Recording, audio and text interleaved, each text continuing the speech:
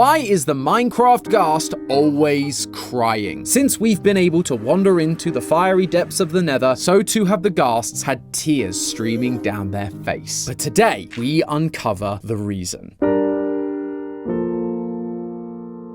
Hello, Internet! Welcome to Game Theory, the show that reminds you to stay hydrated.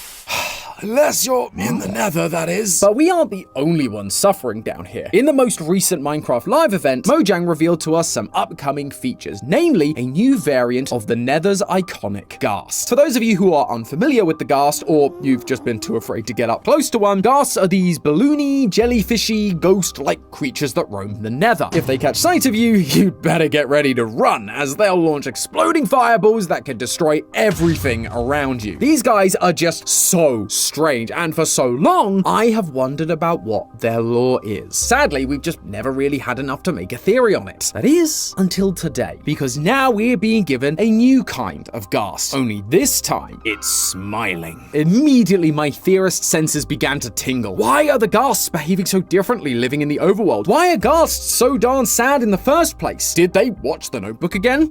Gets me every time. And of course, where do they fit into the ever-expanding lore of this game? Well, fear not, theorists, because this new update gives us everything we need to understand their history. So grab those newfangled harnesses, because we're about to discover the origins of the Minecraft ghast. First, let's take a look at where we're starting from. What do we already know about the ghast? Or at least, what do we think we know about them? Considering these guys live in Minecraft's version of HE double hockey sticks, the most obvious initial idea was that these guys are ghosts haunting the Nether, angry at those who took their lives. And while that could be an explanation if this was the overworld, that's not how souls work in the Nether. We've talked about this in a number of past theories, but the reason we have things like soul sand in the Nether is because the souls of those who die end up being absorbed into the ground and work like an energy source for the environment. So that means no souls are flying around to try to haunt you. Then the Minecraft movie trailer came out and showed us that they don't even look that ghostly in reality. They're more like these fleshy hot air balloons, which is truly cursed, although not that much more cursed than the general art style. Heyo! The only other thing we really had to go off of was one of the achievements you can collect in the game. It's called Uneasy Alliance, and it requires you to rescue a ghast from the Nether, bring it safely home to the overworld, and then kill it. This is not an easy task, but the key detail is the phrase, bring it safely home. These 4 words sent the fanbase and myself into a theory frenzy for years, because it implies that the ghast's real home is the overworld. It's a really fascinating idea. It's just that outside of this one quote, there wasn't really any evidence to back it up. There have been no signs in the overworld that ghast ever existed there, like bone structures or item drops hidden in chests like we've seen with previous mobs. It also shoots fireballs, which feels much more at home in the fiery hex space of the Nether than in the somewhat peaceful and natural overworld. But the big reason I don't think the ghast can come from the overworld is the main thing we worry about with any franchise, the timeline. Minecraft Legends is the earliest part of the Minecraft timeline as we know it. At the very start of the game, there are no ancient builders and there are no piglin or nether portals. Those all come about during the events of Legends. But did you catch it? Right in the background of this shot, a regular sad ghast floating around in the Nether only just as the ancient builders arrived and just as the piglins were first crossing into the overworld. Meaning that the ghasts had to exist in the Nether before any kind of cross-dimensional travel existed, and therefore they would have had no way of traveling between the overworld and the Nether prior to this moment. The phrase bring them safely home isn't referring to them being brought safely to their home, but to us, the traveler who has ventured into a dangerous land, keeping ourselves safe as we bring the ghasts back to our home. Although that doesn't mean that the achievement can't be used for our lore purposes. I believe we've just been looking at the wrong part of it. What we should have been focusing on is the word rescue, and the reason why becomes more clear thanks to what we're seeing in the teasers for this new update. There's a new block called a dried ghast. It's small, it's grumpy, and it looks just like the baby ghast that you could have as a companion companion in Minecraft dungeons, which were so cute. What? I like adorable little guys. Sue me. Anyway, these guys can be found in the soul sand valleys of the Nether. If you grab one of them, take them back to the overworld, and then put it in water for 5 days, their frown turns upside down, and they come to life as a new mob, a little ghastling. These ghastlings start roaming around the overworld, and to help them grow into full-sized ghasts, you can feed them something I didn't expect: snowballs. Clearly, water, and especially cold water, is essential to this mob's survival. So much so that the ghastling will imprint on the player who revives them. So it's gonna somewhat imprint over players or mobs and just follow them around a bit. But surely that contradicts what I've just been saying about the ghast not being from the overworld, but instead being a Nether native. The Nether has no water whatsoever. In fact, it's so hot that the water completely evaporates. And this typically would be a theory-breaking contradiction, if it weren't for another theory we made a few years ago about how the Nether wasn't always the fiery landscape we know today. It once had an ice age.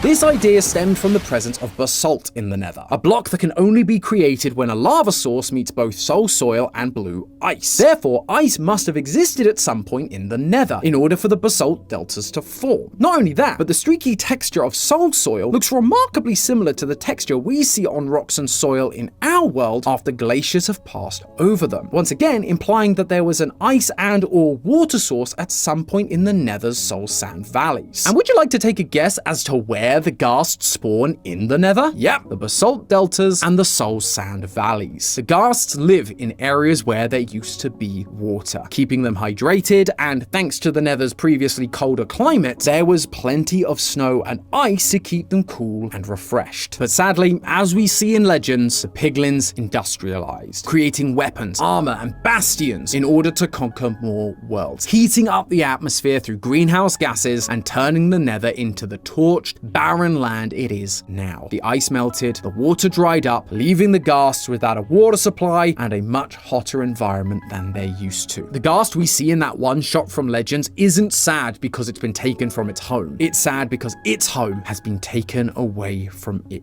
That's why the achievement calls for us to rescue the ghast. We may joke about how this place is hell, but for the ghast, it literally is. By bringing it to the overworld, we have rescued it from its suffering and brought it to a more forgiving climate where it can thrive. Wait, what's the matter, little guy? It's okay, you're in the overworld now, you're safe. Oh, him? That's just Larry the Sniffer. He's not gonna hurt you. At least, not anymore. Yeah, sorry friends, I was really hoping for a happy ending to this Minecraft theory, but as I looked more into the dried ghast block, I realized something truly horrifying about where we find them. You see, dried ghast blocks can be found in the soul sand valleys, which makes a lot of sense with everything else we've looked at so far. The soul sand valleys are where ghasts spawn, and it's where there used to be a water supply. But in this teaser, we are being shown that the dried ghasts appear in a far more specific location than just the biome. They are shown to be found inside fossil structures. I actually theorized about these fossils in my very first Minecraft theory as host. By combining these fossils from the Nether with the fossils from the overworld, we discovered that the fossil structures were a perfect match for giant prehistoric sniffers that existed years before the ancient builders came to the Nether and took them back to the overworld. If the dried ghast blocks are being found inside the bones of these giant ancient sniffers, that can only really mean one thing. These adorable baby ghasts inside the sniffers when their bodies decayed, because they were food for the ancient sniffer. In our sniffer video, we actually theorized that the sniffer originally lived in the soul sand valleys, where there was plenty of seeds for them to dig up and eat. But as the land dried up, they moved to the warped forest to find another food source. We see this kind of behavior in most herbivores in real life. If their food source disappears in their natural habitat, they will move to find a new environment that contains the same or a similar food source. However, this isn't the only approach a species can take. There have been some cases in prehistoric times where rather than finding a new habitat with the same food source, herbivores would change their diet in order to survive and begin feeding on other animals instead. Thylacoleo, also known as the marsupial lion, was believed to originally be a herbivore, but as the land of Australia became more deserted, vegetation grew scarce. Additionally, large carnivores were dying out. This left room for the marsupial lion to become an apex predator and start feeding off of smaller animals in the area. Similarly, while some of our giant ancient herbivore sniffers may have gone on to the greener pastures of the warped forest to give them that teal and red color scheme we know today, others chose to stay in their natural habitat and instead find a new food source, one that was weaker and also struggling with the recent change in its environment. The baby ghasts were constantly in pain, trying desperately to survive the harsh climate, and eventually they would become nothing more than a dehydrated block. Easy pickings. But while picking off weakened ghaslings may have been an easier food supply, it clearly wasn't enough. Eventually, the carnivorous sniffer would die out. Their bodies decayed, leaving nothing but bone and whatever remnants they had left inside their digestive tract. A small, very weak, and dehydrated ghast, who now waits patiently for someone to come along and save them. That, my friends, is the story of the ghast, a once docile creature who lived peacefully in the frozen lands of the Nether Ice Age, now desperately trying to survive in a barren wasteland, where the water is gone, their mere existence is pain, and even the herbivores are trying to eat them. All thanks to the piglin and their selfish ambition to go to war. Now, after all these years of suffering, all the ghasts have to show for it are the remnant tear tracks on their faces, because they ran out of tears to cry. The water is far too valuable to waste. Instead, they attack anyone who they see as a threat to their already challenging survival, only giving up their final tear when we forcibly take it from them and put an end to their existence. Those tears can then be used to create potions of regeneration, because for the ghasts, even that small amount of water is the difference between life and death. But hey, that's just a theory. A game theory! Thanks for watching.